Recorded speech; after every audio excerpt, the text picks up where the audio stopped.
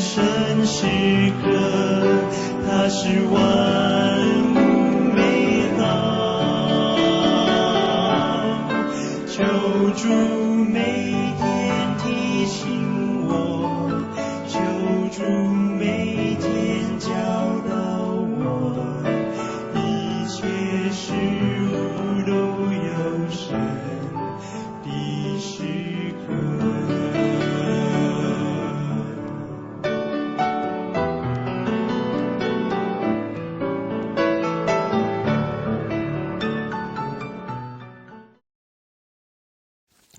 各位弟兄姐妹，大家平安。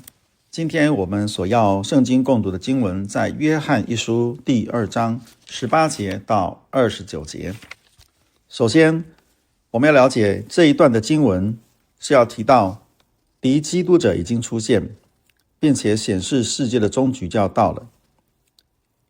我们成为主耶稣的信徒，既然从基督领受了圣灵的教导，就要谨守所领受的信息，活出基督的公义。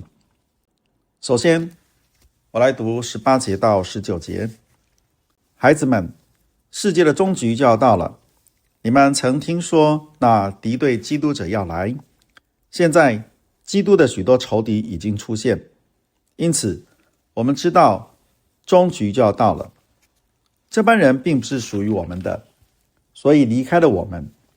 如果他们是属于我们的，他们就会跟我们在一起。可是他们走开了，可见他们都不是真的属于我们。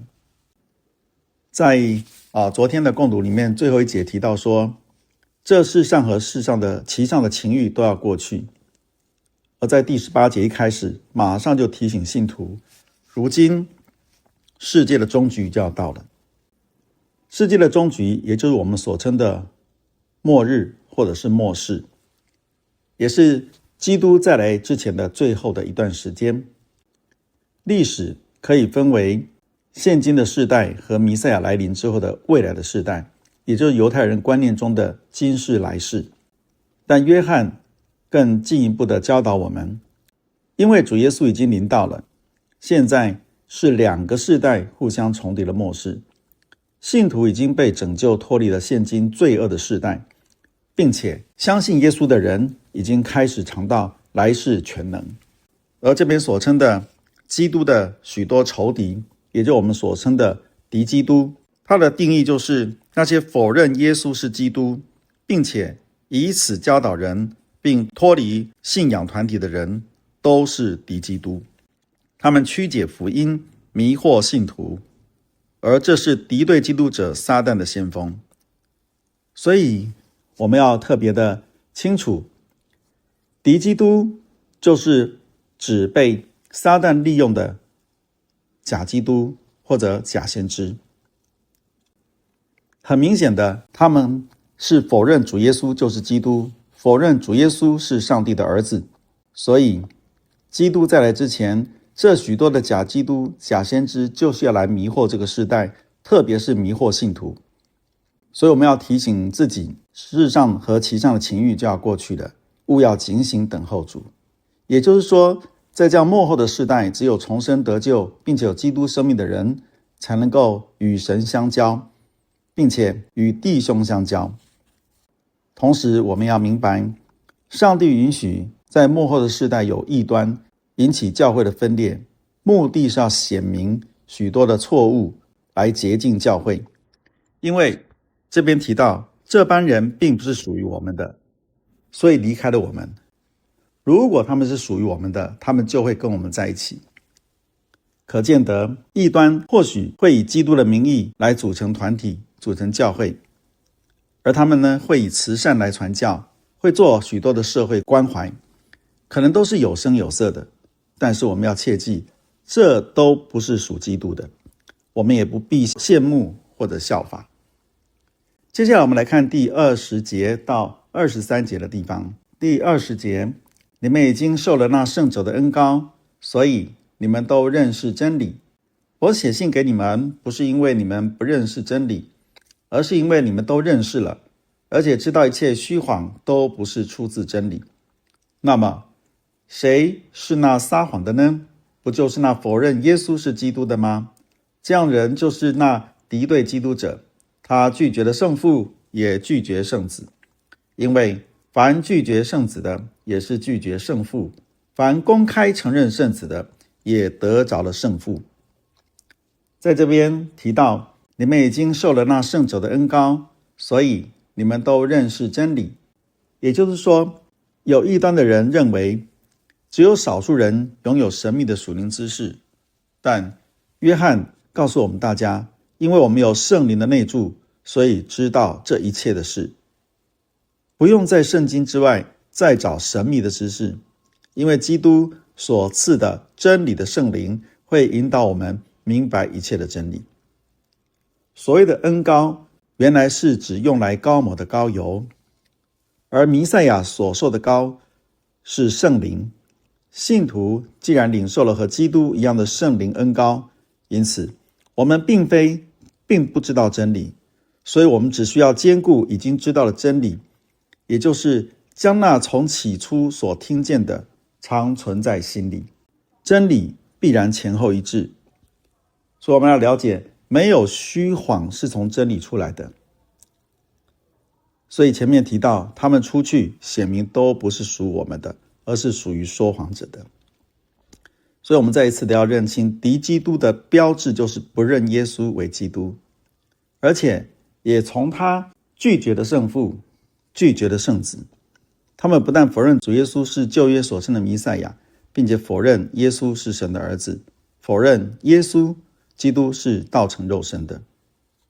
所以我们要清楚的了解，有些异端认为耶稣只是一个好人，有些异端只把耶稣当作圣人、先知或天使长，不承认耶稣道成肉身是神的儿子，这都称为敌基督者。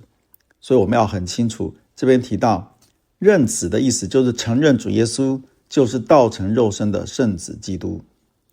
如果有人自称敬拜圣父，却不认主耶稣是圣子，那他只是敬拜自己想出来的神，我们要特别的小心。第24到25节，那么你们必须谨守当初所听到的信息。如果你们谨守当初所听到的信息，你们就会常常活在圣子和圣父的生命里，这就是基督亲自应许给我们的永恒生命。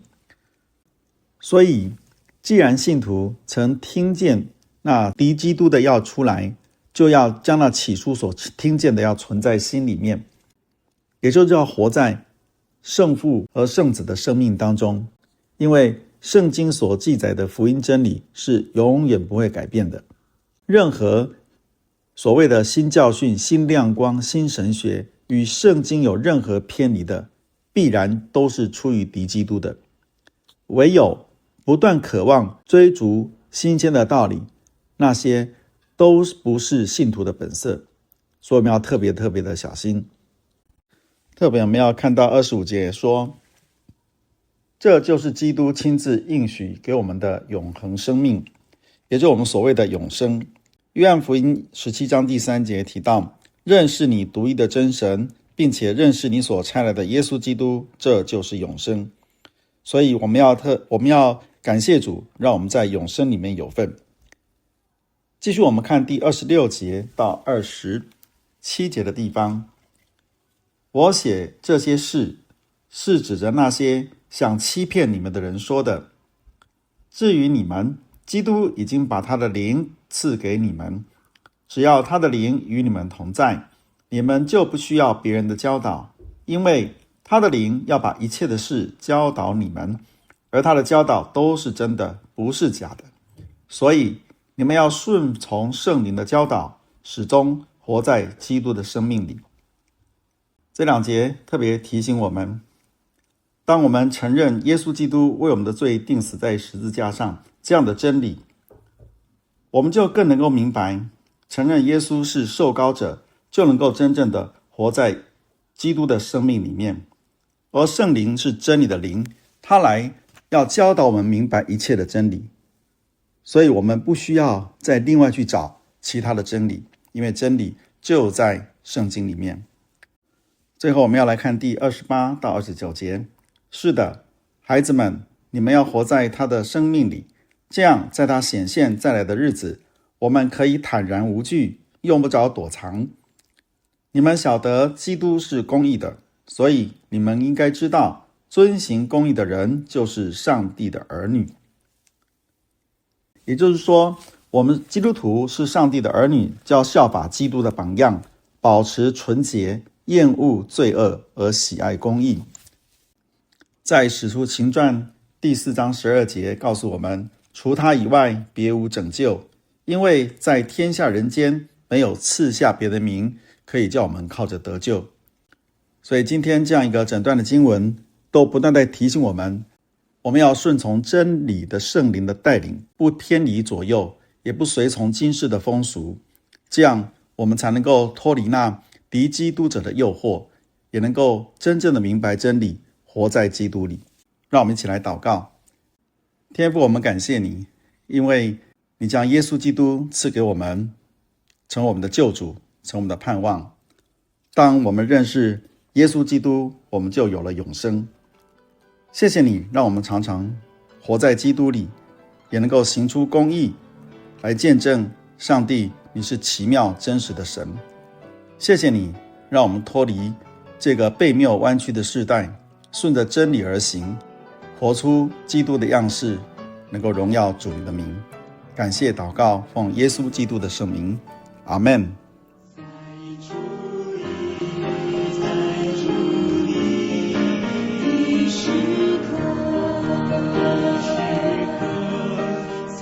神时刻，你是万物美好。祝愿我所献生命，祝愿我所唱诗歌，都能蒙我亲爱主所喜悦。